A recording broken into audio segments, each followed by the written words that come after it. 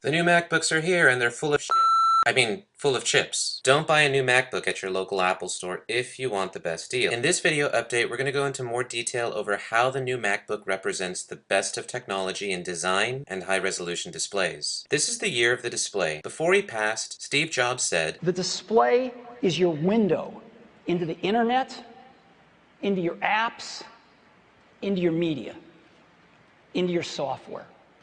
We think it's maybe the most important single component of the hardware. We think this is going to set the standard for displays for the next several years, and we don't think anybody's going to come close. These latest Retina MacBooks represent this vision. The limit of the human retina to differentiate the pixels.